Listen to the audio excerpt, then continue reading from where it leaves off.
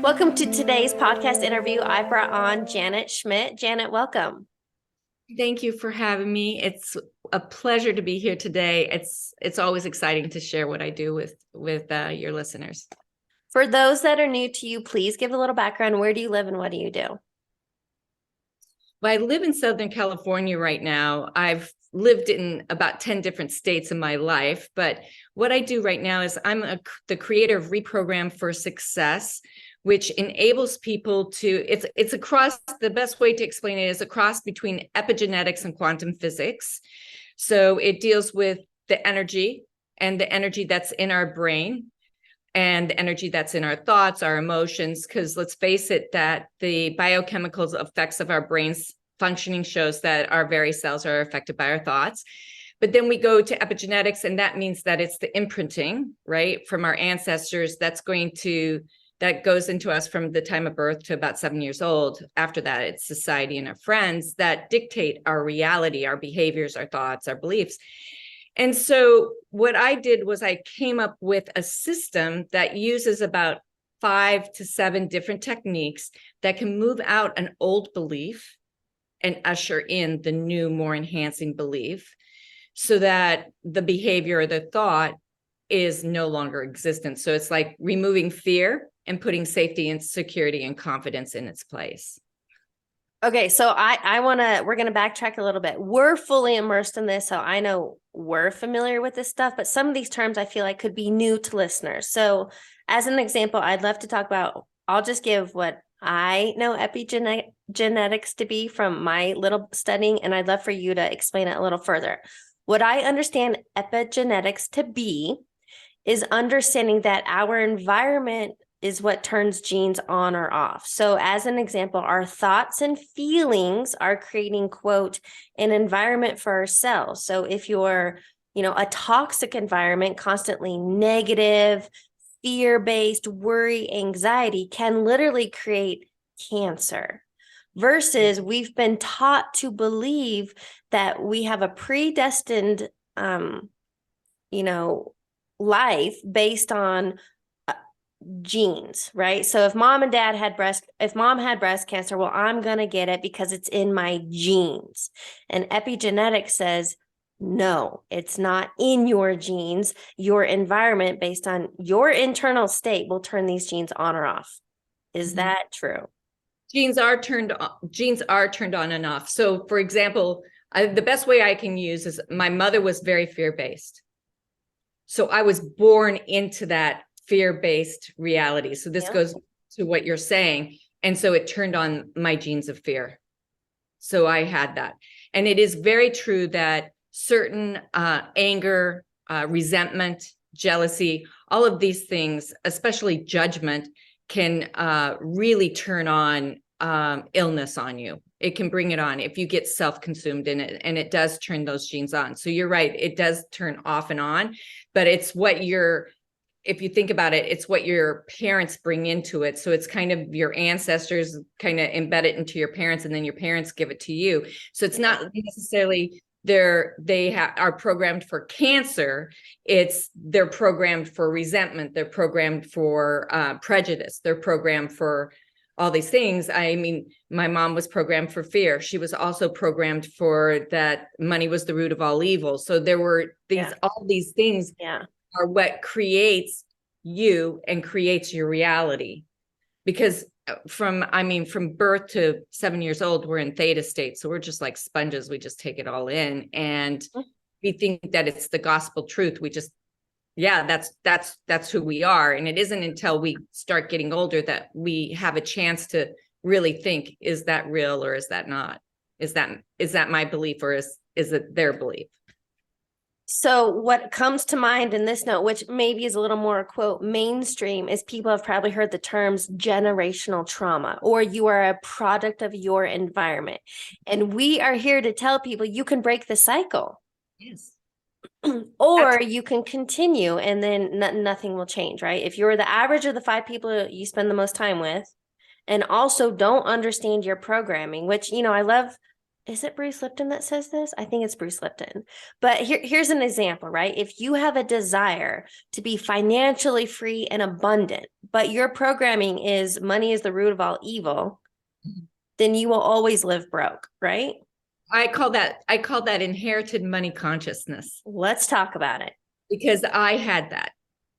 That's what happened to me. I came from 8 generations of ministers who signed up to be economically challenged, who signed up to give their last cents to the underserved, and who had no money to manage. And I don't want to take that away from them, because that's honorable. That's what they chose, but it wasn't what I chose. So as I went through time, and, you know, I did the same thing. I went to college, I got jobs, I had 3 kids. And then when my kids were a little bit younger, I think my youngest was 8. I ended up going through a divorce, and I had now a large sum of money, and now I could help the underserved, both individual and nonprofit alike. I was so excited because I was chairman of the board of a nonprofit that helped homeless women. And before long, everybody was hooked into me for my money, and I couldn't say no, because I had conditioned in me help the underserved, right? And to have no money to manage. And so here I was, I had a financial advisor who made an investment outside the scope of the investment firm. And this is an international firm. So I'm going to say it's an international firm that's still out there, well known today. And he made the scope, and I'm in arbitration. And the whole time I'm in an arbitration, I'm thinking I'm going to lose this money, because I knew the statistics, even if you won, how much money you would get, the percentage. And in the end, he was disbarred, the firm fined, the company was, his partner fined also. And here I was, I only got 10% of what I lost. So I'm sitting there going, okay, it's got to be more than energy. What is this? And that took me down the rabbit hole of my ancestors and the epigenetics kind of imprinting of what was passed on to my mom. My mom would say to my dad, when your father has $5 in his pocket, he feels wealthy.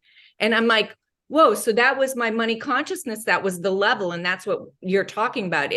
It's the level of inheritance. So I had imprinted me to help the underserved, to not have any money to manage, right? And so it was crazy. And so I went down and studied everything I could, like neurolinguistic programming, theta healing, EMDR, which is for trauma, and psyche, DNA re-engineering. I mean, I just kept going down the line to understand how I could reprogram that for myself, so that I could raise my inherited money consciousness to millions instead of losing millions. Yeah. So, and people need to understand this is what's imprinted. And I always say, it's kind of like you say, do a life assessment. And I say, be honest with yourself, what's working and what's not, and figure out what your belief is. And I never checked out my money consciousness beliefs. And this is a really important area. I want to share this stat. I remember I created a money mindset course. And when I was creating this, I was doing a lot of research, why we sabotage money. And I found out that 70% of lotto winners blow it. So people who, bring in millions, tens of millions, and some people we've seen, hundreds of millions of dollars in jackpots, blow it all within 3 to 5 years. And that's because you have to understand your mental programming, the subconscious, because we will do what we need to do to bring it to the known. And so it's not, you don't want to, sure, you could win the lotto, but then you want to be able to manage your money and raise your wealth consciousness. So another thing I think about, because I love visuals, we're not going to other planets to get resources. Everything we need is here. Abraham Hicks says it's as easy to manifest a castle as it is a button, because it's all the same process. It's whatever you can latch onto. But the visual I love is, think about a water faucet, like your sink faucet. The amount that you turn it on, whether it's a drip or free flowing, depends on your tight grip around money. Yes. So can we talk about, and right now we're talking money, but this goes for every area of life, right? If you have a misalignment, if your relationships, we'll talk about breaking patterns and cycles, okay? But let's just talk about the energy of money. Money's just energy.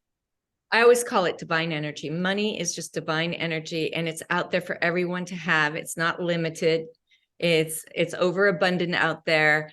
And we have been so conditioned by society, even programmed by society, to look at money in a different way. And when we break, and this goes across the board of whether it's religion, whether it's our television sets, the media, no matter where you go, we're conditioned to look at money in a different way, and in, I think, a more fearful way or a lack way. And if people can look at money as divine energy that's in abundance, that's always free flowing, because the energy is always free flowing. Yeah. There is no block. And it's kind of like you said, you do the faucet, I do a pipeline. I look at it the same way, no matter what, it's flowing. Right. And so you can decide if it's going to be blocked or whether it's going to flow. And when we start thinking in lack, you're starting to block the flow. You're kinking the hose. You know what? And this just came to mind. So I've been in the corporate world, well, out of college for 15 years. And I was just thinking back to, I used to work in the financial industry, stock, hedge funds, mutual funds, really boring stuff. But, that was back in 2008. So I can remember coming out of college, fear, right? Coming in 2008, 2009, the crash, the stock market. Also, think of that. This has been huge for me in the last couple of years. We've been programmed and conditioned to believe I have to save up for retirement. So I have to work the next 40 plus years to save, to hope I have enough, as if there's no more income after that. So 100% programming, conditioning is one. It's externally, right?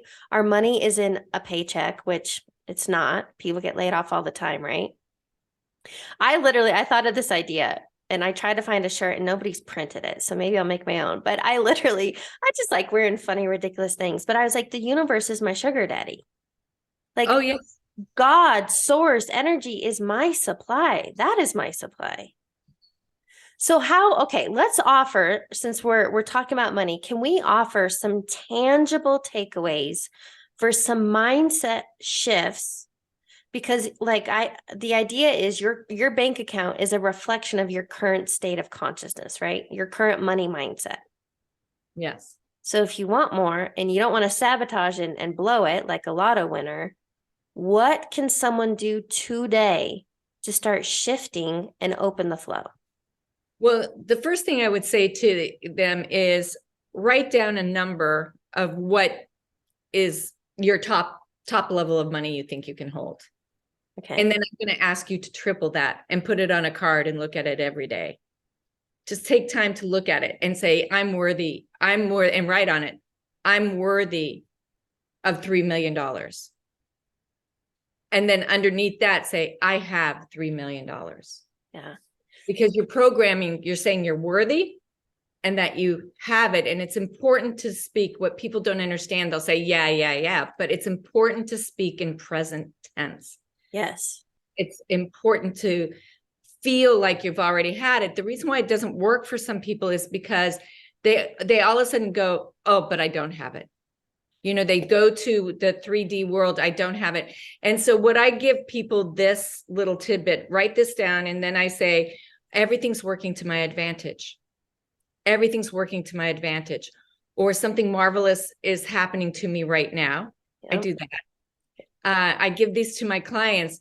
And the other thing is, I am so grateful that abundance flows to me easily and effortlessly and consistently on a everyday basis. Yes. And if you put those on Post-its, I'm telling you, if you read them all the time. And so when your mind starts to go saying, I don't have it, and you say, everything's working to my advantage, or you're saying that the abundance is flowing to you, and you switch it, the more you can automatically say those things, you pull your frequency. And I think Abraham Hicks would say that too. You pull your frequency right out of where it might have gone, and now you're not stuck. You're not blocking yourself, because once you go into that, I don't have it, then the block goes in. But when, and so that's why people feel like they're moving forward, stopping, because they get the momentum going and then they put that block in. And instead, if you can say one of these more positive as an automatic affirmation that goes in there, you will find that your energy shifts automatically. 100%. So what you kind of brought up is sometimes I even do goal cards, or when I'm writing it, when I'm doing something new, and I call them experiments. For me, that's how I detach from the outcome, and I'm not white knuckling trying to make it happen. But at the bottom of mine, my phrase is, it's this or something even better. Yep. But okay, a couple things you touched on there. So ultimately, we're talking about manifesting, and I want people to know you are manifesting every single day. It's just whether or not you're aware of it. And we want you to be a conscious creator. So it's time to be aware of it. But, like the big thing is you have to believe it, and then you will see it. Right. I love Wayne Dyer said this bazillion years ago, but he said, we don't attract what we want, we attract what we are. Mm-hmm. And that was a big one too. So let's talk about the idea of worthy, because I have found what I coach my clients through is pulling the weeds, planting new seeds. And those weeds are the limiting beliefs. And deep down, I have found that there's pretty much two. People either feel unworthy or not enough. Right. And if you feel unworthy or not enough, and that's your subconscious programming, think of it as your operating system running the show. If you don't pull those weeds, you will never have the money, relationship, freedom, anything you desire, because you don't believe you're worthy of it. Right. So let's talk about, how do we become worthy?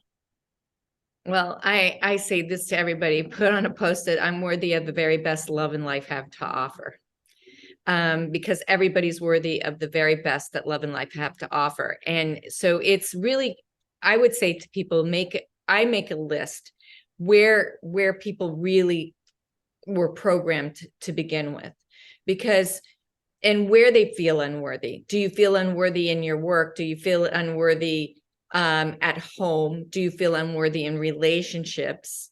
I had one person that they felt worthy in their relationships, their personal relationships, but when it came to making money in their businesses, they didn't feel worthy of creating that income. So they had a more of a lack going there than they had confidence in creating their personal relationships, but the lack of confidence in receiving and making money for what they did. And so it depends on where somebody's at, but the first thing is to literally sit down and do, as you say, a life assessment. But I always say, be a scientist of your life, or a student of your life, and actually go in. It's like going into a laboratory and go, what's working, what's not working, and being honest and seeing, because what you're also talking about is lack. It doesn't matter if you don't have the self-esteem, that's lack. Yeah. And lack is the biggest thing that everybody has. I haven't met one person that in some area they haven't felt lack. So when you can start understanding that you're worthy of the very best that love and life have to offer, and I say this because it's something that you need to put on a post-it, you need to feel it, and you need to feel that you're worthy, and then picture everything that you desire. It gets you into that mode, but you first have to pinpoint it. Yeah. Where you feel that, and take yourself down that rabbit hole. And this is the other thing I would say to people: when you get that feeling of that unworthiness, sit in the feeling, because that feeling, if you sit in the feeling, I know it's icky, I know it really is, and sometimes it can be really painful, but if you sit in it, it will take you to the point where it first started, and then you have already started to release it, because you're figuring out where it first started, and the healing can start to begin, and then you reverse. And you have to feel it to heal it. I just want to share, when I did some of this money mindset work, and again, I don't think this was bad. And my parents did the best they could at the time with what they knew. If they had me today, my upbringing would be so different. But as an example, like I remember in the 4th grade, so I was 8, my brother and I had a paper route. So I learned at a very young age, I had to work for money. I had to earn money. I'm not saying that's bad, but look, we think we have to earn it. Like already we're not worthy. We have to like prove ourselves, right? And here's how I started doing this. Again, I call it experiments, and I started having fun. And for me, it's like building the mindset muscle. If money if you have a lot of lack or fear around money, start small, like $5. If you want to test that thoughts become things, start small, $5. And I've done money experiments anywhere from, again, having fun with it, $200 a day every day to then I was like, what? So then I wanted to go big. I did a $10,000 experiment in 14 days. So I do them very small time frames so I can stay focused and feel it. And that experiment ended up with 10,600. So that was fun. And my most recent, I was like, all right, I'm doubling it, 20 grand. And that month, and part of it, I totaled my car. So it was more than I expected. I didn't plan to total my car, but that experiment, I ended up with like 35 grand. Yeah. So this stuff works. I just want people to know, like, this works, and you can only have the amount come in that you can line up with. I agree with that. I did an experiment the same. I do these experiments too.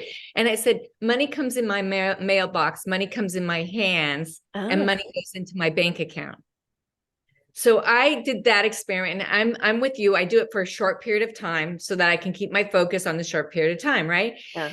And so all of a sudden I'm getting checks in my mail, and they're coming from a lawsuit I didn't even know I was part of. Cool. And it happened twice.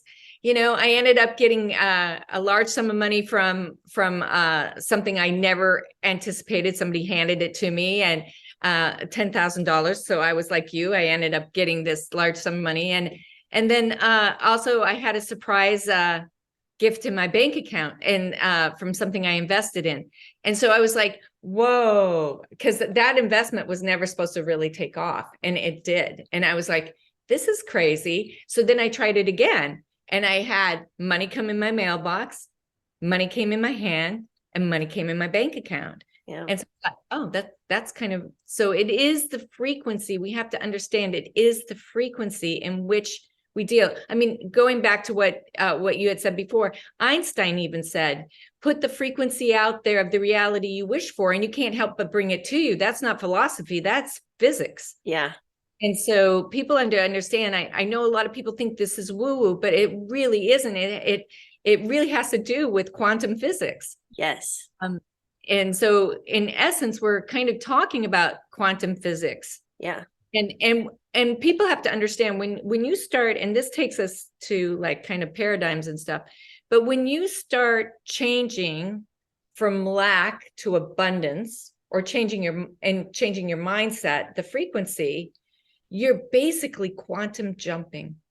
You're basically jumping, because if I would have stayed with fear, my trajectory would have been one way. But because I went into safety, security, and confidence, I opened up a whole new world to me, both professionally and personally. I went a totally different way because I wasn't fear-based anymore. So you can't have that same reality once you go into that.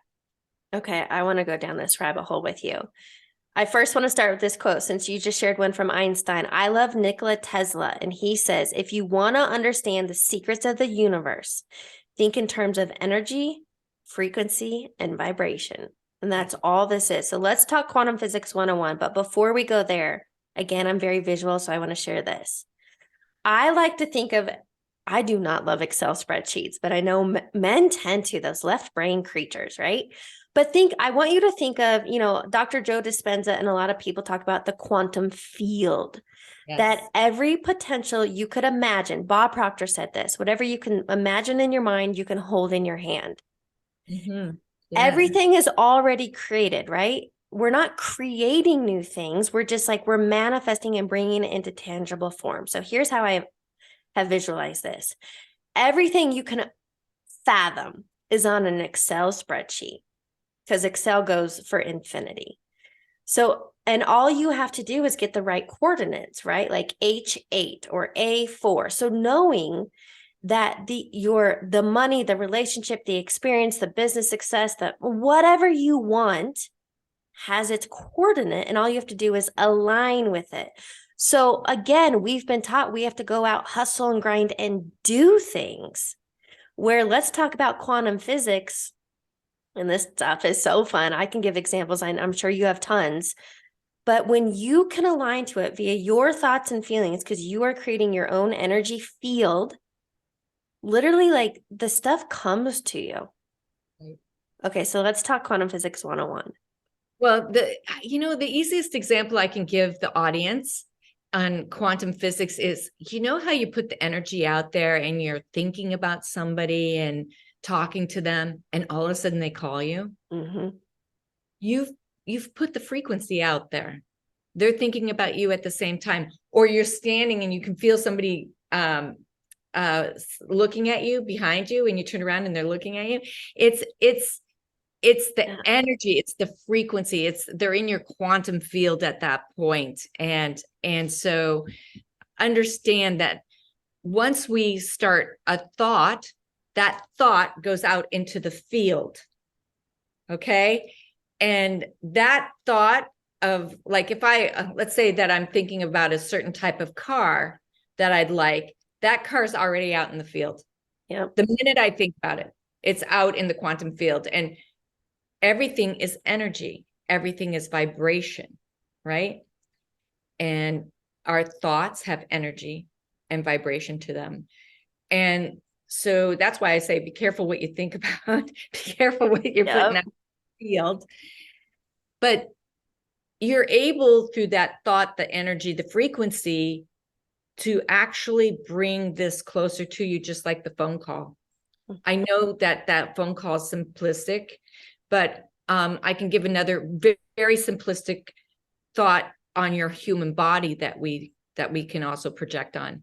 You know how you have an important meeting, you're kind of feeling like you're going to get sick, and you go, I don't have time for this. I can't get sick, but I can get sick after.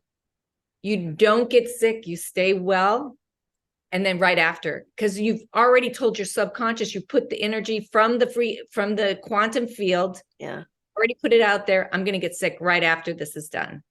And so I believe our quantum field also affects our cells. It just doesn't hold what we're desiring out there.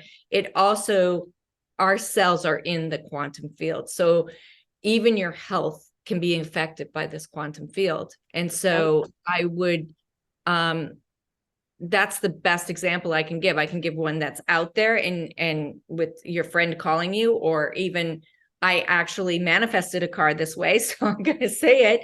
So I used something of my own, but I also know that many of us don't understand that our quantum field is inside us as well.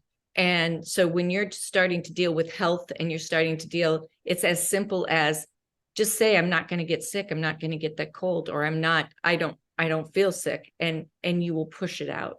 You will push it out. But even then, I would not use those words, because you're saying sick. So I would say, I am healthy. I am healthy. I am well. Yeah, it's just, I agree with you, but it's just a way for people to visualize that you don't just say, I can get it after. You say, it's what you're saying. I am well. Yeah. And I'm moving forward. There's nothing, I don't feel anything. Here's how I understand it too, that literally, ultimately, life is a boomerang. Whatever we are putting out, we will get back. And, Abraham Hicks talks about this as a radio frequency. So again, let's say if you're attuned to 93.3, that's your current frequency, but the things you desire happen to be on 98.5. All you have to do is raise your vibration to match the 98.5 frequency. At a high level, quantum physics states, particles and waves. So everything, or the observer effect, that's another one. But I would love to I'll give a personal example on how I've done this. And I literally have a lot, but it's only because I'm so aware of this stuff. But some of them blow my mind and they're super fun. I'll give an example. So last football season in August, I was like, I want to attend a Broncos home game for free. That was my intention. That was it. And I let it go, knowing, and again, Neville Goddard teaches living from the end. Right. That means already thinking and feeling, knowing it's yours. Another way I've heard this said is waking up as though your prayers are already answered. Because otherwise we future trip, or we're like, one day, someday, I hope that would be nice. And then you're just putting it out there you're never going to get it. So anyway, this was a fun one. And I love how this came about. So the intention, I want to go to Broncos game for free. That's it. So I ended up going to London in October to watch the Broncos Jacksonville game. So I'm in London in Wembley. Quote, happened to go to an Irish bar with a guy I met just walking around Wembley. We were both solo, wearing Broncos gear. So we get to this Irish pub. He ends up running into 3 guys he worked with years ago in the military and CIA and stuff. One of the guys sitting there works for the Broncos on the security team. So we get to chatting, and he brings up, I did not even say it. He brings up, if you ever want to go to a home game, let me know. I can get you 2 tickets. So that was just one of my most recent, most fun ones. But the point is, the how and the when are not your job, right? You get clear on the what, you match it, and let life surprise you. Yes. It doesn't matter. It doesn't matter how. I think people spend too much time orchestrating how it has to happen. Yes. Instead of just, and we get caught up in those details instead of just in the pure essence of having it. Yeah. And knowing that it's already going to be delivered and just going on your day. Instead of dwelling on it, this is where people get hung up. This is a huge thing that people get hung up on, having to have it happen, Look, when we said that money came into the mailbox, money, was in the hand and money was in the bank account, I didn't dictate who was going to put it, what was going to come, where it was going to come from. The dollar at that point, I didn't even put the dollar amount really in it. It just came. Yeah. Because I just knew that it was coming. And you just knew that you were going to get the Bronco tickets. Yeah. So it's kind of the same thing. And so people get caught up in the how and the who's going to do it and that kind of thing. And that can gum up the whole system. So I would say, it's like I say, always, you brought it up too. It's coming from the end that you've already had it. And that's why I say, when you're doing affirmations, when you're talking about anything, you have to say it's like, I have great abundance. I have an abundant mindset. You have to be, I have an abundant mindset. I have ultimate abundance in every area of my life. I mean, these are really powerful when you say them like that, because it's not, I'm going to have, I have it. I possess it. Because I'm going to say to everybody, you do possess it. You possess the ability for all of this. It's inside you and in your quantum field that's out here. Yes. It's all around you. What I want to highlight there is, we are not saying fake it till you make it. No. I have taken on more of the mantra, embody it until you become it. Yes. And what I have found, kind of, what we touched on, is the idea of manic manifesting is when you're trying to control the outcome, the timing, whatever, which ultimately is very fear-based and impatient. And somebody who is impatient and fear-based also worry, and that person doesn't trust. They don't believe, and you're not matching the frequency, right? Right. So how do we offer someone who's maybe newer to this, who's used to control or living very fear-based? This is a huge paradigm shift. But the billboard message you told me, actually, you share it. What's the billboard message you want people to know? Success in every area of your life is real and obtainable, but the power is in your hands. And I truly believe this. And when you talked about fear, I'm going to give what I did. And it was long before I studied some of the stuff I've studied. I thought, I don't want to be fear-based anymore, because I worried about 99.9% of everything that was never going to happen. And that was my mom. And I just didn't want it anymore. So, because fear is also attached to lack of money, lack of self-esteem, all of that. So I put the word fear in an imaginary bubble, so I imagined it, that the word fear was in it, and I attached it to myself. And every time I felt fear, I cut it away and put safety, security, and confidence in its place. So every time I felt fear, I felt that word fear in this bubble attached to me. And I just would imagine it cut away and the word safety, security, and confidence. I did this for 1 week. And every time I felt fear, I'd cut it away and put safety, security, and confidence. So I'm conditioning my subconscious and conscious mind constantly. And I had something happen where it's kind of similar to what, if anybody knows who Brian Scott is, he talks about something like this, but I went out and it was a moment where I normally would have been extremely fear-based. I would have tried to be the people pleaser, for something. And I didn't. All of a sudden, my system, I said something totally different of being in safety, security, and confidence. And I literally saw the two realities split like that. Cool. It was, and I realized it was the first time I can honestly say I know we have times that we see shifts, but I literally was living the shift as it was happening, because it was a huge, I believe it's because it was a huge part of me, this fear. And when I shifted a huge part of who I was, I could actually see it move. So it was almost slow motion. I saw the reality of what would have happened and the reality of where I was. Yeah. And it was such a huge paradigm shift for me. But that was a very simplistic way that you can do it for anything that you have. Just every time you have that feeling, cut it away, have it in those words, and put, if it's lack, cut it away and put abundance in its place. And literally in 1 week, if you kept doing that and reminding yourself, you're literally conditioning your subconscious mind. It's kind of like, I can't remember if it was Joseph Murphy or Neville. They used to carry cards in their pockets. And I think Einstein did too, cards in their pockets of little things to remind themselves of. So safety, security, and confidence. I have safety, security, and confidence, or I have an abundant mindset. And put them on cards and pull them out. So when you have your pocket, you're like reading the card. And so I would say to people, that's another way to constantly, because our subconscious mind is so powerful, because it's been so conditioned for so long, that it does take a little bit of your work to recondition it. Yes. And remember, I did this fear thing all week long. I paid attention to it. And so it takes that attention to reprogram.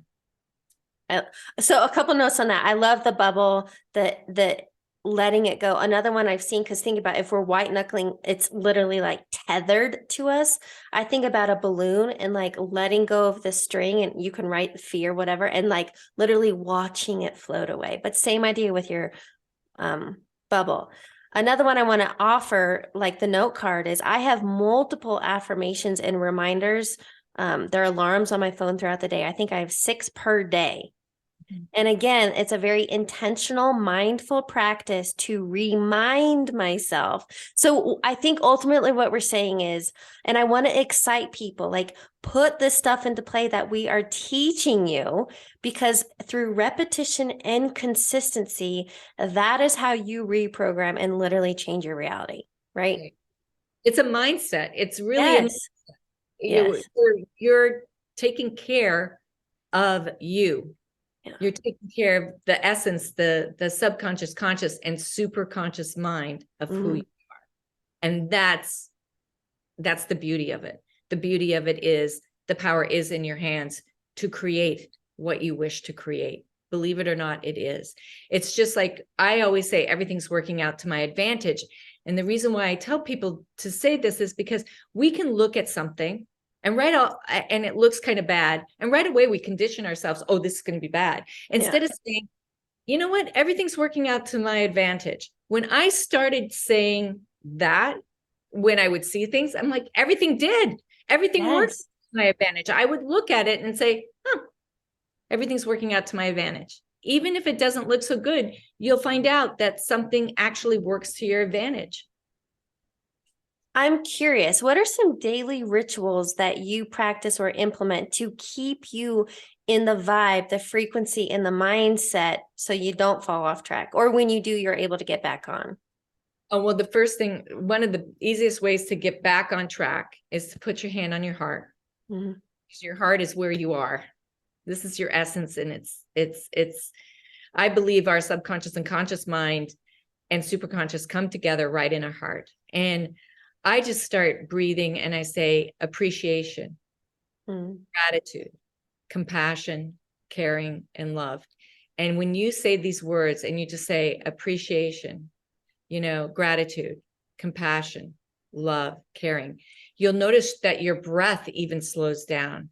You'll notice that your vibration just kind of smooths out, and it really I actually do that before I start meditating.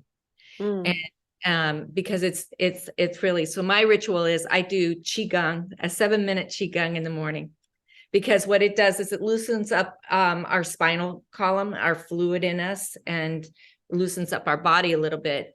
And then I have certain prayers that I say in the morning.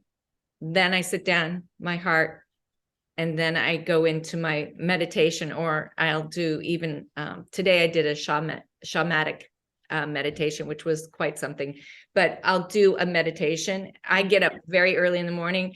I know Joe Dispenza talks about it. He gets up at like 4:30 in the morning. I get up very early in the morning so that I can, to me, it's the quietest time of the day. And it's also kind of where I just can go into this space of the void.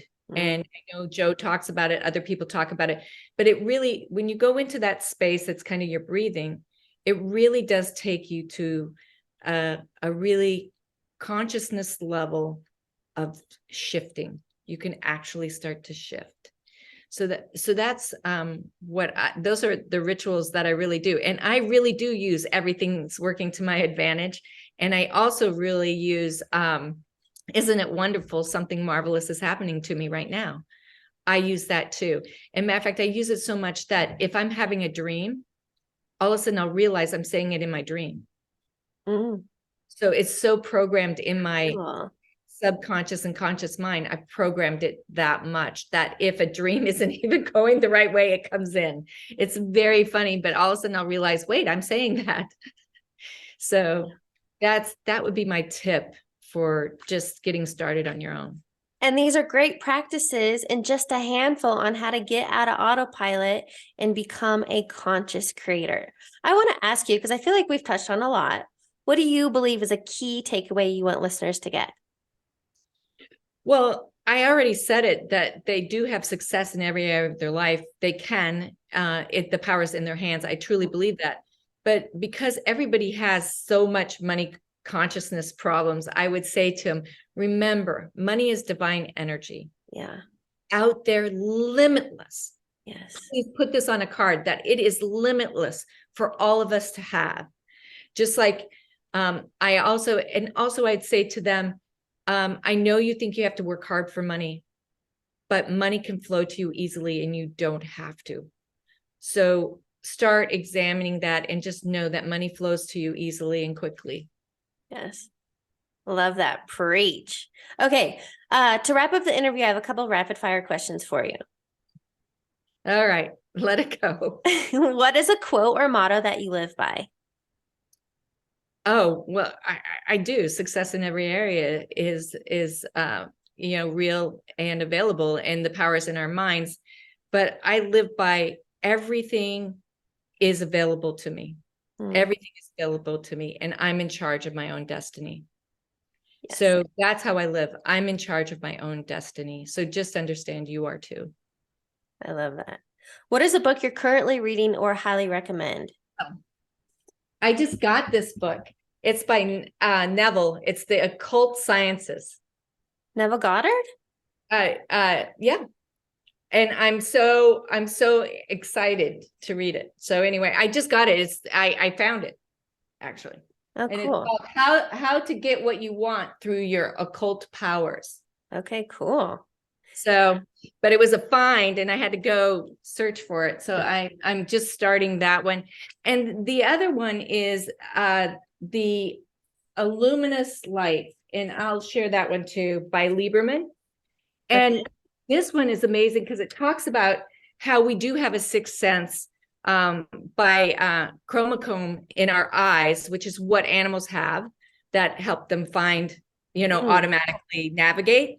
We have it. It's just our thoughts get in the way of it. And it talks about how we take light in our bodies in different ways. And so It's not our eyes take in 95% of our light, but our bodies take in 5%. And then we have frozen light coming from vegetables. So it's really interesting how he ties light into our lives. So I'm always reading different things, but those are what I'm reading. Love that. All right. Final question. What advice would you give your younger self? Well, I'm quite older than you. I wish I would have known everything I know today. I would be careful about the words I speak to myself. I would be a much kinder person to myself. I was very hard on myself younger, and I was very to myself. I would say, go out and explore that world, because it's exciting and you're worthy of it. Yes, and such a great note to end on. Janet, thank you so much for joining me today. Oh, thank you for having me, Heather.